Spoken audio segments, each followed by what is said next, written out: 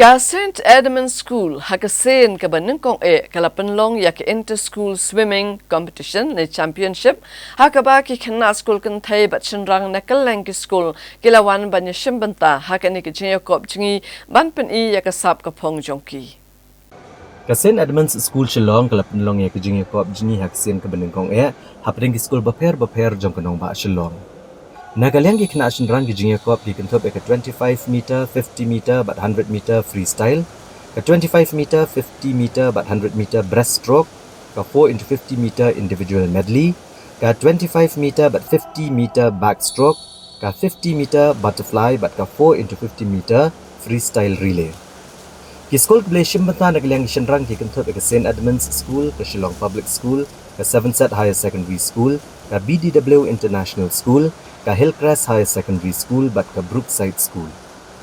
Kiblayo ay kanam kum kinong jni kibat tibet tam haka kerdan A Division ki kentop yokal bare na ka St. Edmund's School. Haka B Division layo da 𝗏𝗏𝗺𝗏 na ka St. Edmund's School. Haka C Division layo da 𝗦𝗰𝗵𝗺𝗺 pensan leng doktran na ka 7th School. Haka D Division layo da Ezra Konglam na ka St. Edmund's School. Bat ka E Division layo da Adriel D Lingdo na ka Shillong Public School. Ka school kabalayo ay kanam overall champion na kalang chenrang ka 7th Higher Secondary School.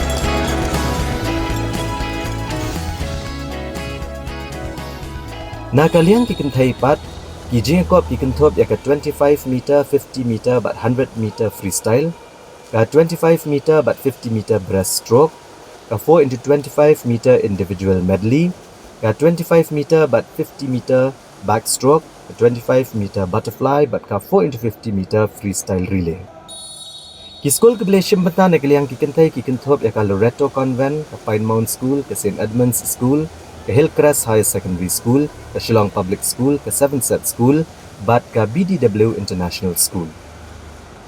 Beliau akan nam kom ginong jingi ke betebet tam nak yang kikin thai ha kekerdan A division kikin thop dekat channel di Thabak nak Seven-Set High Secondary School. Haga B division na yo dekat Eugenia Sumer nak Pine Mount School. Haga C division na yo dekat Tevisha Jalewa nak Loreto Convent. Pat haga D division na yo dekat Iḻ-ī nak Pine Mount School. Ke school ke beliau akan nam laduk nak yang kikin thai nak overall champion kedai ke Pine Mount School.